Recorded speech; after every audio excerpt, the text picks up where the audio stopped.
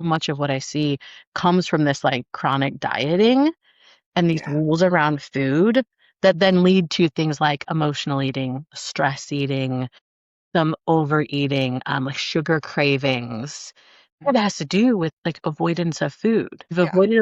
avoided, and at some point you're gonna cave. And that's not because you're Mhm. the problem. This system is the problem. Welcome to the Cyclical Doula podcast. I'm Emma, a certified fertility awareness educator, miscarriage doula, and the founder of Emma LLC. This space is for women who want to understand their bodies deeply, not just memorize information, but actually feel confident in interpreting their cycles. Here, we talk about ovulation, hormones, cervical mucus, basal body temperature, and all that's messy in between emotional layers that come with being a woman. We talk about trying to conceive, avoiding pregnancy without hormones, postpartum transitions, pregnancy loss, perimenopause, and everything in between. Because body literacy isn't just about charting. It's about the autonomy. It's about informed consent. It's about not outsourcing your reproductive decisions to guesswork or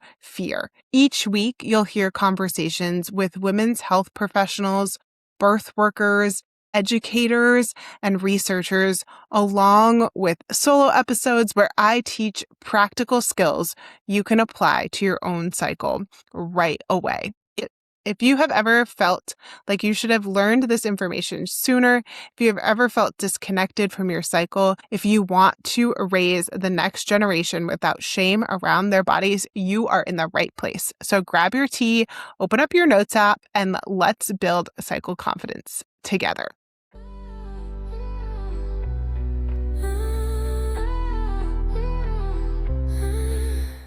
Welcome to the space where cycles breathe, where the real raw life of Emma leads.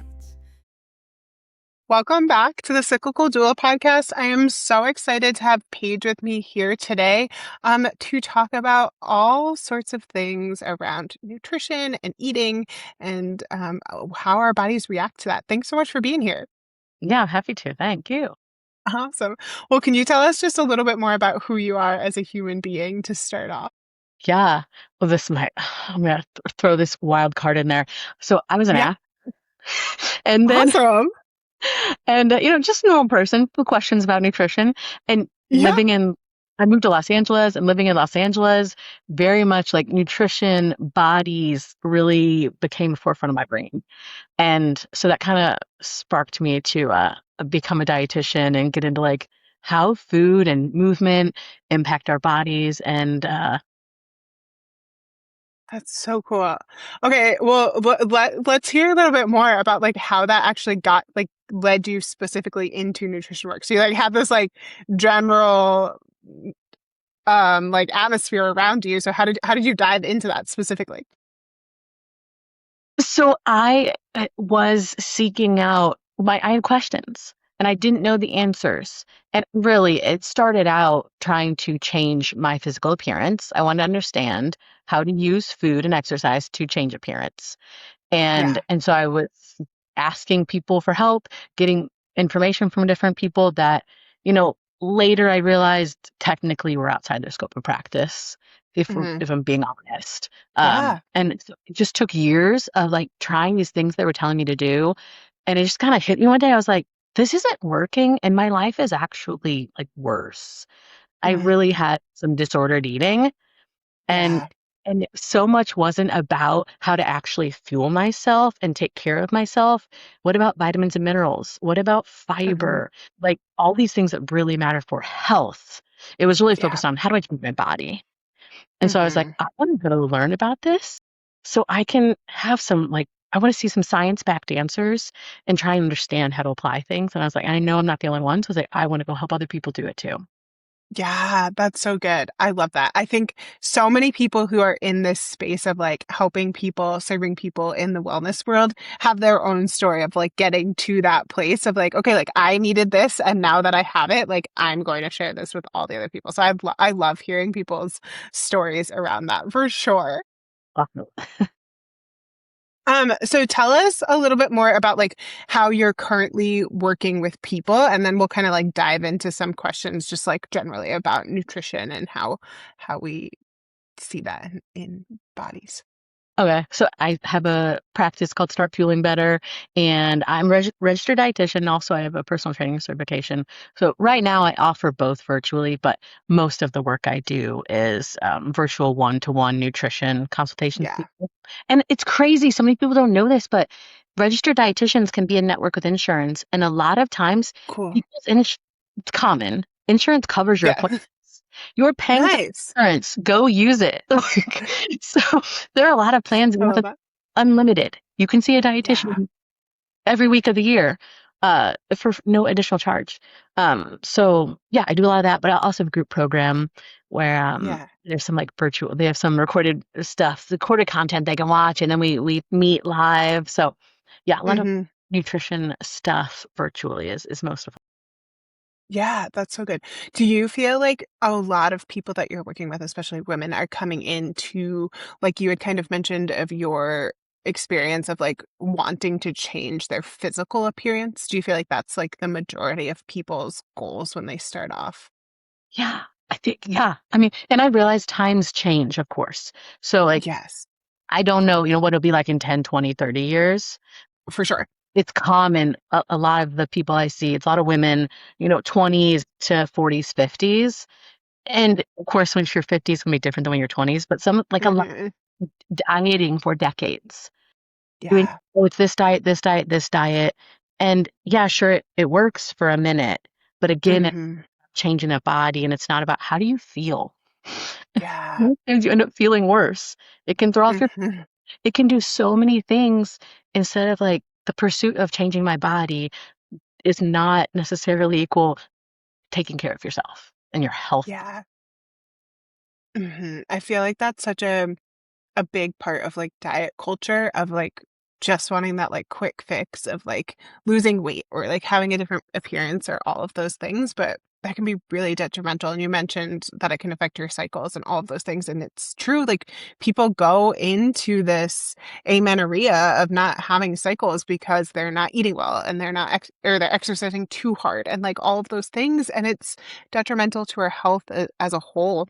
What is some of those like big myths that you like busting up around like what nutrition for women really looks like?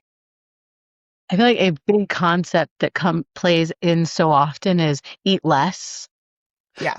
and get the scale to go down. Yeah. And it's just it's you can say in a sense I think a lot of this is simple, but it's also Hmm. very complex. It's one thing to Yeah. say go do XYZ. It's another thing to Hmm. do it. Yeah. And also, when we're striving for seeing the scale go down, it's ignoring things like your bone mass and your muscle mass. Hmm. Hmm. As we age as women, we don't want those to go down. Like, that is so Yeah. problematic because, and I can go on and on about it, but it's so often losing weight, Hmm. losing muscle mass, and Yeah. that's not helpful. Yeah, absolutely. I think that yeah, that's it's like long term. Like you might see like a short term like burst of this feels better, this looks better, this whatever, but long term health wise, it just is really detrimental for sure. Yeah. And I'll throw in there too that it's so much of it is not sustainable. There are a lot of rules or there's a lot of rigidity, things that aren't for most people's lives, it's hard to do. Maybe it's in a Yeah. controlled environment, like a biology lab or some kind of lab. Like at home, Hmm. have my Yeah. certain day, I can make it work. But as soon as I go to a friend's house or I go to a restaurant or I travel, it's so hard to do this system, whatever that system is. Right. So it's like, can we find something that's a little more flexible and like can work Hmm. life instead of you trying to put your life into this box? Hmm. Yeah. So that makes me think like are is everybody's nutrition support goals going to be I mean like I'm sure there's individualization within all of that, but like is there typical things for most women that like are the priorities when it comes to nutrition and being mindful about what you're putting into your body? And so to me, the way something I will kind of say is foundational, it Yeah. has to do with eating consistency, like Yeah. frequency, and also Okay. proportions of the three macronutrients: carbohydrates, fats, proteins. And at the time of this recording, proteins are getting so much attention, and it's like protein this, high protein this. Mm-hmm. The whole thing about it, I won't. I want to be clear. I'm not like there's a balance to them. Yes, you need protein, Okay. but let's Yeah. not leave room for the carbs. Let's not leave room for the fats. They matter Mm-hmm. for so many reasons. So getting consistent eating with all of Mm-hmm. them, not like, you go to a restaurant and there are chips or there is bread and you fill up on that. Well, yeah, okay, now you're not Mm-hmm. getting much protein in. And that's going Yeah. to lead to other things that aren't productive or super helpful how you feel. So, Mm-hmm. I mean, for so like almost the whole world, going back to this consistency, foundational stuff, I would say is so it matters a lot. It's a great place to start. Yeah. And so like does that look consistent for most people? Like is that like 3 meals a day, or is that what kind of consistency does that look like? Yeah, fair. So there is some variety. It's going to depend Yeah. on a lot of factors.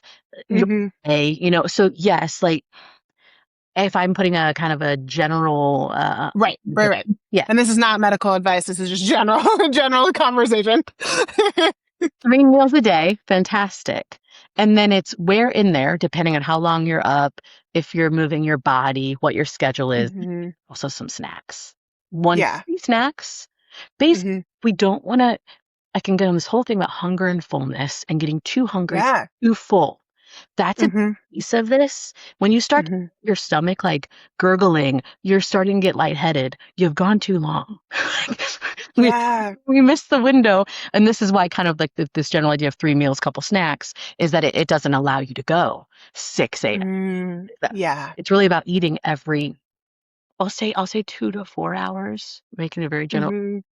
Yeah. Something in you and getting a couple macronutrients and not just one. Yeah. I think like for me personally, that's one of the hardest things of like I get too far. Like my sister and I, we always are like, we use the phrase hangry, right? Like we get to that phase where we're just like too far. We've gone too far. We've been out shopping too long or like doing all the things. And we forgot to eat anything other than like drink that cup of tea that we had this morning. And yeah, so it's helpful to like remember that like kind of like scheduling that into the day can be really helpful, especially as parents and just busy people in general, that like is really can be a priority. And I want to acknowledge, like I said it a minute ago, but this applies to that, where it's one thing to hear the information, it's another thing to do it.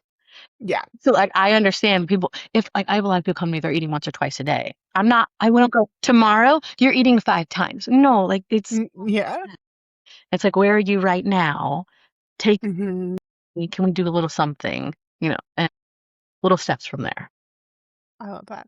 I just out of curiosity, I want to know your opinion about like women eating breakfast and how soon they should be eating as they wake up, and like what kind of things should we be putting in our bodies first thing in the morning. Yeah, so I know there's lots of stuff out there that is going to go against a lot of things I'm saying. This will be one of them. Yeah. I've been doing this for 10 years. I've lived it. I've worked with a lot of people. Breakfast, maybe this is a duh, but it's break fast. Yeah. We talk about fasting, we don't need to go on the whole thing, but you are technically fasting when you are sleeping. So Hmm. ideally, you wake up, it's time to start getting food in you. Yeah. Yeah. Yeah. Ideally, pretty soon after getting up. And if ideally don't like, I'm going to drink my coffee and then I'm going to wait 3 or 4 hours. Can you have food with your coffee? Or could like, is that possible? But again, it comes down to people's priorities and what's doable for their life. But ideally, Right. now I realize if you're about to go exercise, we have a lot of people do that. Maybe we're not having Yeah. breakfast because that might make you feel really terrible if you're like doing some burpees. So, Yeah. so if you're not doing that, yeah, getting in all three of those macronutrients, carbohydrates, fats, Hmm. proteins, having a meal would be amazing.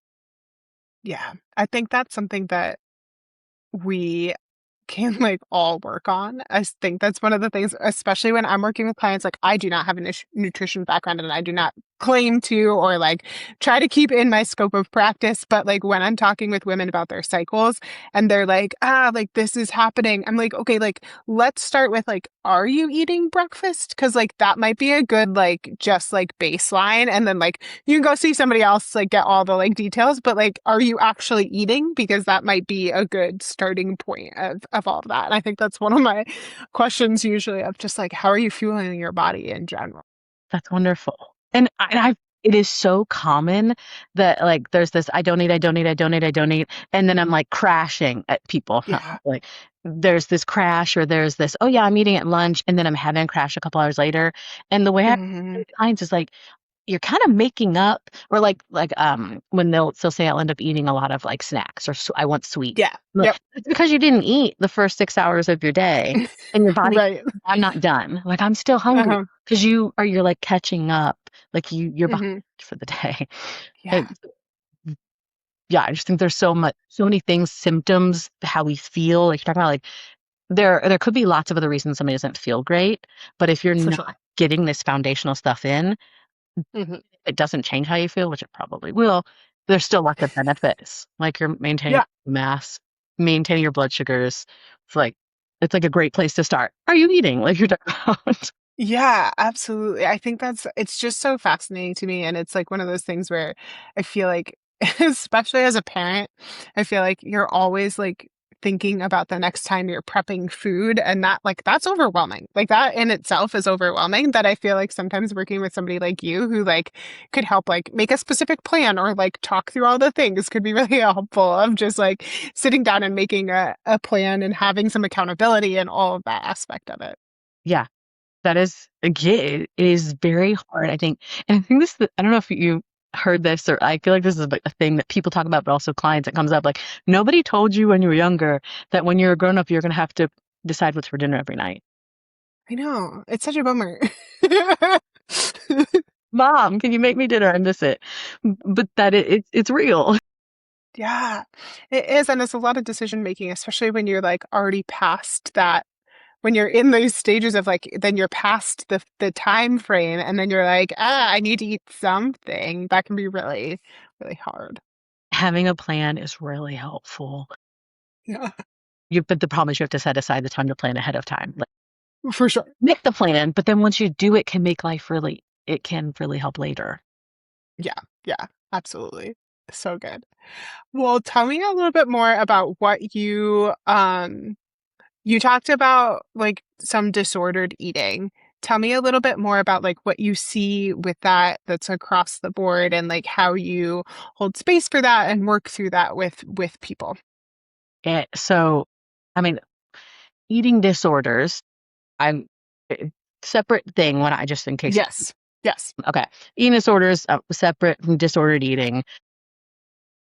Both of them, I think, are more common than people realize, for sure. and they can be very harmful. Hmm. The disordered eating out. So in regard to that, I like just when it comes to clients, like personal experience, but also clients, so much of what I see comes from this like chronic dieting and these Yeah. rules around food that then lead to things like emotional eating, stress eating, some overeating, like sugar cravings. And all Hmm. of that has to do with like avoidance of food. You've Yeah. avoided, avoided, avoided, and at some point you're gonna cave. And that's not because you're the problem. This system is the problem. We Yeah. stop avoiding the food, even though we're Hmm. told to. Yeah. So, yeah, these kind of, I guess, yeah, the way I break down like the disordered eating, emotional eating, stress eating, like those kind of things, it's Yeah. so Yep. common. I see with so many clients. Hmm. So there's this like concept that a lot of people in their luteal phase, in that like second half of their cycle before they get their period, that they're like craving things, they're eating all the sweets, they're doing all the things. And I have some like personal opinions about that of like maybe they need some more support in general for their like cycle health, that it might be like a kind of like a red flag. But I think that tell me about your opinion about that and like how we can support our bodies just like in general, but like maybe especially in those times where we were like having more cravings in our cyclical lives. Okay, so now. tell me if you're one more than this. Because really, when I go back to that, I go back to, are we doing the foundational, Yeah. consistent eating with Yep. the three macronutrients? And I realize Yeah. I'm not getting specific on them, but I will say one serving of carbohydrates, not enough. Like Yeah. so many people, I feel like the proportion of the plate is off. You need more carbs. Yeah. To give me an example, like tell me what this looks like for maybe like lunch. Okay, so a way you could look at it, because Hmm. there are lots of ways, Yeah. lots of opinions. Okay. So I'll say, let's say you have a plate, which I realize Yeah. plates are different size. You have a Yep. plate in front of you, and sometimes your food is in a bowl. So lots of variety. Like I'm not Yep, for sure. that plate, about half that plate, carbohydrate foods, Hmm. and then about a quarter protein. And that last quarter, there I leave it as it's like a little free space. Free meaning, are our fats somewhere else? Hmm. Because maybe your protein had fats, or you have, I'm making this up, you have a baked potato and it has some butter on it. Like, are there fats other places where do you have, I don't know, your chicken was cooked in oil, or you have a steak and it already has a fair amount of fat in it? Are the fats somewhere else? And then maybe this free space, I'm calling it, maybe there's more carb there, maybe there's a vegetable there. And so Hmm. go back to this half plate carbs. When I'm saying carbs, that can mean a lot of things, but not, Right. It's not necessarily like bread. yes. Yeah, right. I think that's what most people's minds go to when people say carbohydrates. Yeah. Yeah. I'm talking fruit. I'm talking vegetables that have a fair amount of carb in them. Some do, some don't.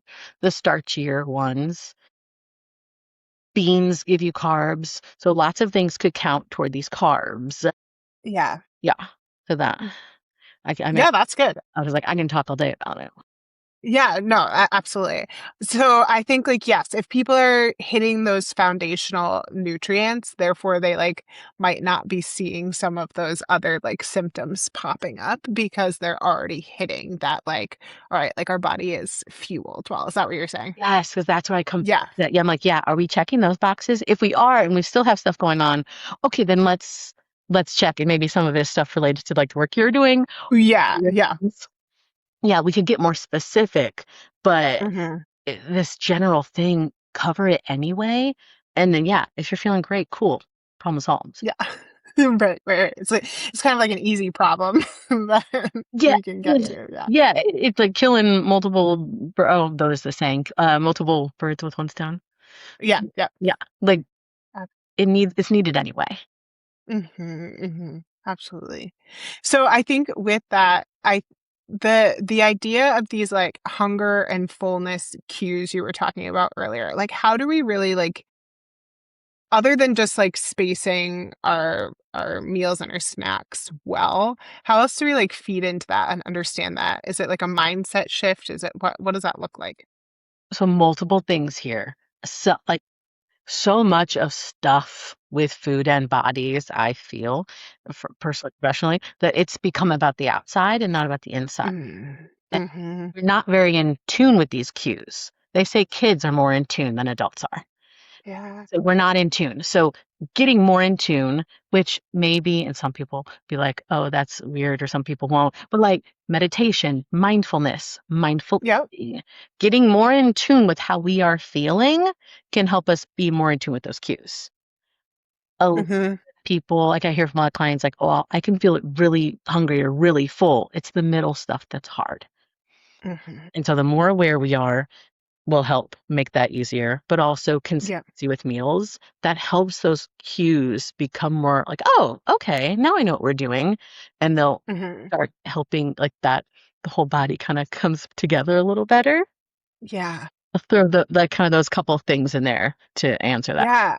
I think that's really good. I think it's I have the more and more work that I've done in so many different aspects of life and the people that I've talked to, like a lot of it comes down to this like mindfulness aspect of like if we can really like sit in and understand our bodies well, like we kind of have the answers for a lot of different things. And like yeah, you're gonna still need some guidance on some other things or like still get some other support, but you can really kind of just know like our bodies are really cool. And there's like for most people, there's this innate knowledge of like, okay, like for example, I know when I'm hungry, I know when I'm full if I can feel like sit in it and feel it.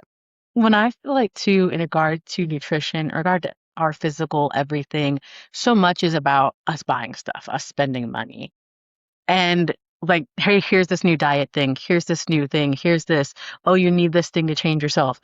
And if you go internal, I'm not saying totally, but like you don't need to buy that stuff. Like, you don't- Yeah. if like they like there's marketing, they're trying to make money, and I'm not saying Hmm. no one like not poo-pooing the whole thing, but just as a general statement of yeah, you don't need to buy the latest thing. Probably you don't need like getting Hmm.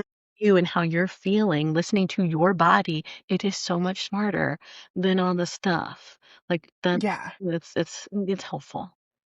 For sure. Absolutely. I think it's so important and so important like across the board for sure. Do you have a favorite like practical way of getting started of like making sure that meals are like attainable for people? Yeah, so I would say a lot of times I'm doing the clients is it's where Mm. are they right now? Yeah. If and maybe it's about if it's sometimes people it's about the frequency, like when we were adding a meal or snack, or Hmm. adding to an existing meal or snack. Okay. So if a meal right now is a carb or a snack is a carb, are we adding a protein? So adding the friend to it. Or Hmm. eat consistently, but it's I don't know, it's something else to change to that. So it's just like it kind of goes back to like what little thing can we add here to help get Hmm. up to better Yeah. fuel you? That's awesome. I think like that's and like you were saying, like for so many people, we don't know that like these resources, like a dietitian, are way more accessible than than we kind of think about it. Like you said, most insurances do cover some type of dietitian care. And that can be helpful to just kind of like talk through it with somebody who like you can share your specific knowledge and they can share their knowledge about how to go through what might work to start off. Yeah. Yeah, and to me, like you're spending your money on your insurance, like you said, like I know, Yeah. I think what some people don't know. You don't. I think Yeah. there's so much to insurance plans. Like you don't necessarily know. Well, it covers this and it covers like I don't know. I'm just a fan of you're paying for it. Whatever it is, use it. Might as well. Yeah. Absolutely. I love that. Hey, I'm just popping in real quick to say make sure you're subscribed to the Cyclical Doula podcast on whichever platform you're listening to, and don't miss upcoming conversations. If this episode is resonating with you, please share it with a friend, rate it, and write a review. This is how this movement grows, not through algorithms, but through women talking to women. All right, let's jump back into it. What else do you want to share? Like what when you came on, like when you were wanting to talk with me, what did you want to share with people to really feel like they understood what you did and like what anything? Okay. So I think a big part of it is that foundational stuff with the food. That like that is so key to how you feel. And the I need to do less, I need to change my body is really unhelpful and harmful and has done you dirty. If like Yeah. you're listening, because it's so I don't know. It's I guess of course the people that come to me are struggling. Somebody who's not struggling, Hmm. see them, but I feel like it's like everyone. Like most of us have been impacted by it. And so you really need to think about how do I take care of myself internally? How do I feel better as opposed to changing the outside? And something we that hasn't come up that I will just throw like maybe okay, because we kind of talked about it. So you're talking about which one like the doing of things, the application of that it's challenging. And I'm going to use the term cycle menu. Now it's not hormonal cycle, Yes. Yes. This is that. but I want to acknowledge this that a cycle menu is something that I use a lot with clients and it can be really helpful in that it's basically repeating. So like you're talking, Okay. it's hard to know what to have. if people are into it, like the way you can get into this is what do you currently make? What do people currently like, whoever you're eating with? Start making Hmm. those. And then maybe there's a world where you have, I'm making this up, you say you have 14 recipes, and maybe you even, because everyone's very different, but some people maybe they make 2 or 3 recipes a week and they're eating it a couple times. So say you're making 3 recipes a week, you have 14 recipes. Well, if you make 3 recipes week one, 3 week 2, 3 week 3, eventually you're getting to 14. However many that is, that's not going to add up. Yep. Just repeat that. So you Yeah. don't need to reinvent the wheel every time. And basically have to Mhm. look for how do you make this easier for you? So I think something you can do is let's like have a plan that you can repeat instead of starting fresh all the time. And I feel like that's a big thing that I see like be helpful with clients. Yeah, for sure. I think that's such a big thing. And I think that's a huge part of like being like a parent and like being in these seasons of like busyness, like having those like few meals that you can just go back to and rotate through. As you're saying that, it kind of reminded me like like I think back to my childhood, like there were meals that we had regularly. And it what like my mom went through cycles of like these were just meals that we had. And I remember then being like in high school or into college and she like had more time and more space to like do other things and find more recipes. And then like our staples that we had every part of childhood, like those staples of childhood, you're like, oh, like we've expanded now, which is fun and great. And I love it. But I think there's sometimes there comes up that like nostalgia of like there's some meals from childhood that were just so rotated into our family, which is great. Like I love that. I think that's so cool about that's just like a good part of being able to do that. And hearing you say that reminded me too that I want to throw in there that I hear from a lot of people that they feel like snacks Mm, certain foods. And there's the things I would feel a lot harder than they need to. So that's the one other thing that I go back to carbs, fats, proteins. And granted, we haven't laid out exactly, we have laid out a little bit about the carbs. But at the end of the day, it's about pairing things together.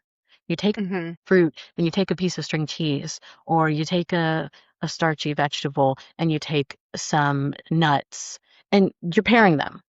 And just Yeah.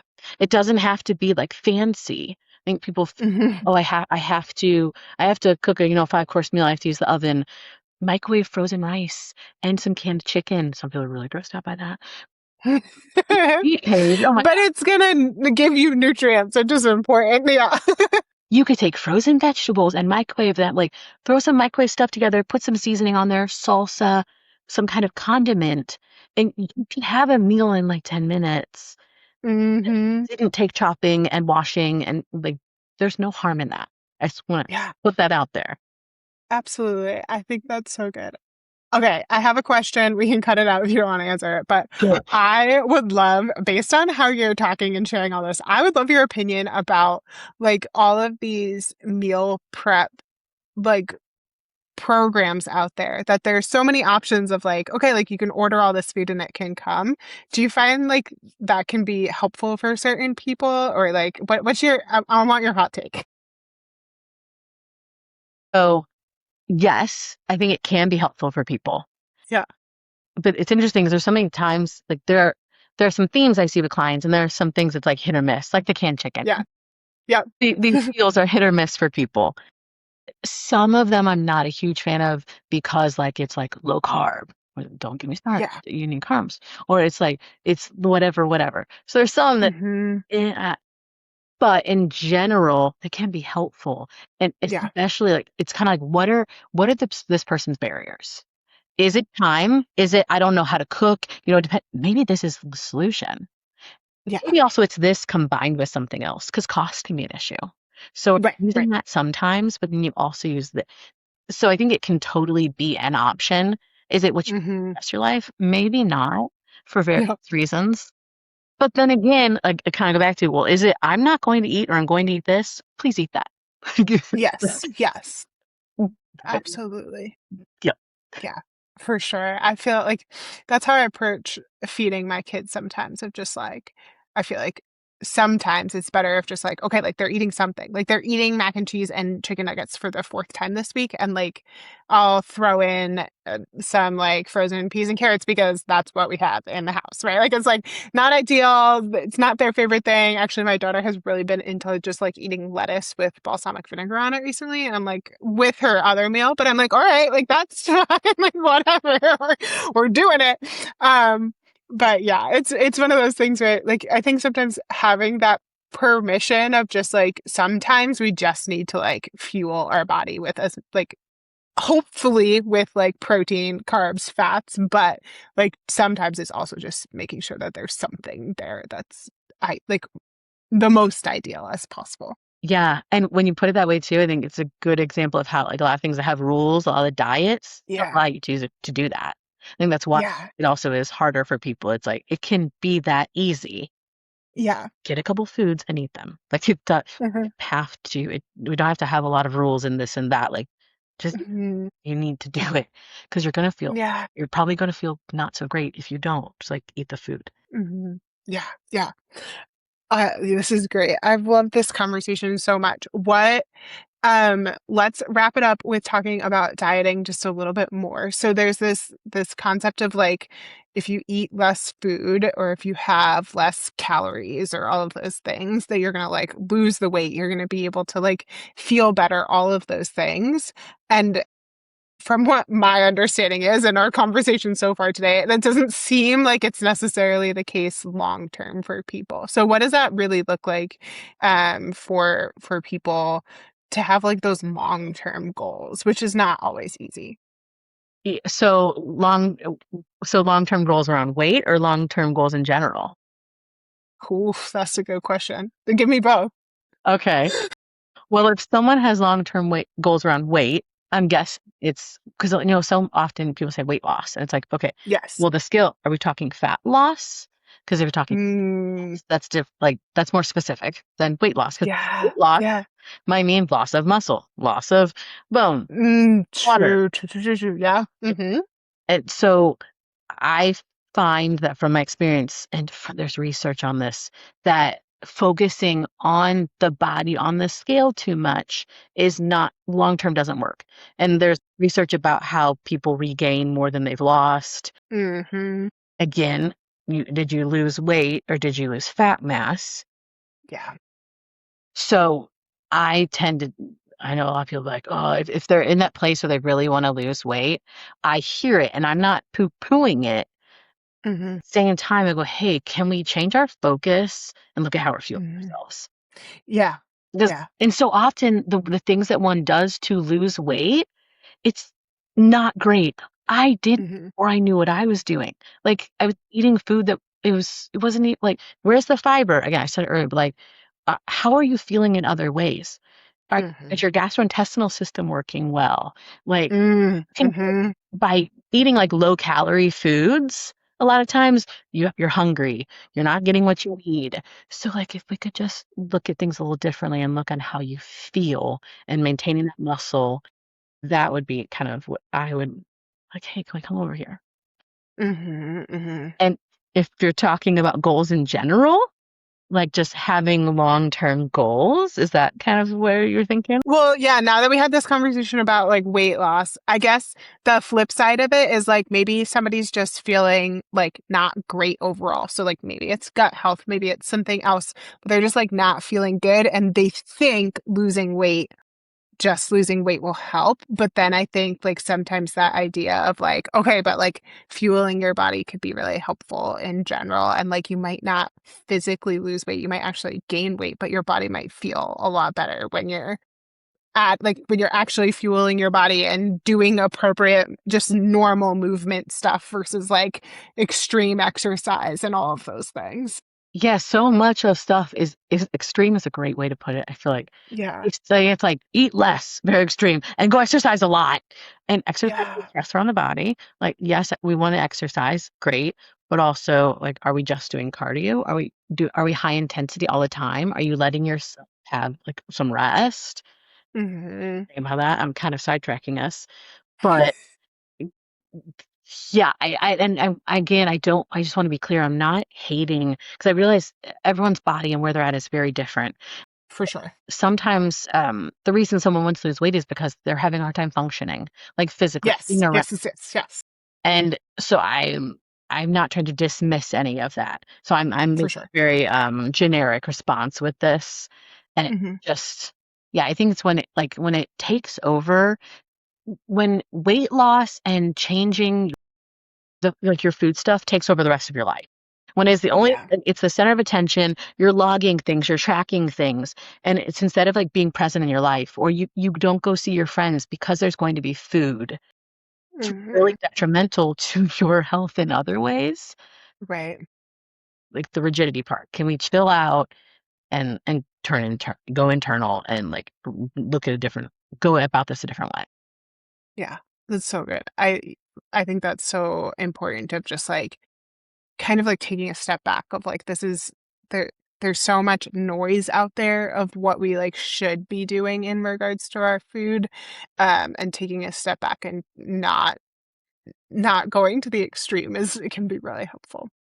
And so many people nowadays with social media, everybody's got an Yeah. opinion, Right. and they're not necessarily really qualified. And I'm not Hmm. saying being a dietitian is the end all be all of everything. Right. I think there's some protection there of like the education, and Hmm. protecting the public is so important to me. I think it is to most dietitians. Uh, that it's about protecting people, not harming people. And a lot of people Yeah. don't have the education; they don't know better. And so, Right. hey, this worked for me, and it's unsafe. So yeah, all this stuff on Hmm. the internet just confuses people more, and they feel like, oh, but I like how Hmm. she looks. I'm gonna do what she does, and you don't know her life. Like maybe she's not even doing that or whatever. Like just Yeah. I just want to acknowledge it. There's so much out there, like you're saying, and Yeah. the more you cannot listen to it, the better off you are Yeah. in general statement. For sure. I think that like comparison is so easy to get into of like I want to look like this person, I want to be like this person, especially when we don't actually know somebody very well. You don't know any of the nitty-gritty of all of those details unless maybe it's somebody that you're living with, right? Like then maybe you have a little bit of understanding, but not again, not fully all the time anyways. And I think there's just so much more power in just being able to focus on yourself and get to that like okay like I'm in this mindful state, I know what needs my body needs and feels good and like all of those aspects of it. Yeah. Awesome. What are you hoping that people walk away from our conversation today? I mean, multiple things, but I mean, I'll just take it down. Yeah. Yeah, it depends on where they're at. Because I'm like, Yeah. if you're struggling with outside stuff, bring it internal. If you Hmm. got the hangry and the emotional eating, like, hey, let's get some foundational, consistent meals and snacks in. Yeah. Steps. Don't change it overnight. That's the problem with one of the problems with so many diets. You go from Hmm. 0 to 100. Whoa, like here Yeah. you are right now. Yep. What's your Yep. next step? And yeah, you Hmm. can get help from a professional, maybe for no money exchange. Yeah. Right. Right. You're already paying for it. I love Use it. it. Take the if It's the insurance works so good. fine, use it. I love that. It was so good. Well, thank you so much for being here today, Paige. Where can people connect with you? We'll make sure everything gets in the show notes. Yeah, they can go to my website, startfuelingbetter.com. Love it. Awesome. Sounds good. Well, thanks so much for being here. We had a great conversation with you. I feel like we hit so many things and it's such a joy to talk to you. Thank you so much. It was great. Thanks so much for being here today on the Cyclical Doula podcast. If this episode resonated with you, the most powerful thing that you can do is to share it. Send it to a friend, text it to your sister, forward it to that group chat. This is how conversations about our bodies start changing. Quietly, organically, woman to woman. If you are listening and thinking, okay, I want help applying this to my cycle, I offer free cycle clarity calls. It's a relaxed conversation over Zoom where we talk through your goals, your charting practices, and what kind of support that would actually make sense for you. You can book one at emmama.com/free. And if you haven't already, make sure you're following or subscribe to the Cyclical Doula podcast so that you don't miss future episodes. And if you feel called to leave a rating or a review, it genuinely helps more women find this work. So thank you. You deserve to understand your body. You deserve to feel confident in your reproductive choices, and you don't have to figure it out alone. I'll see you next week. Thanks for being here. Welcome to the space where cycles breathe, where the real raw life of a mama leads. From motherhood's highs to charting the low, your body's story is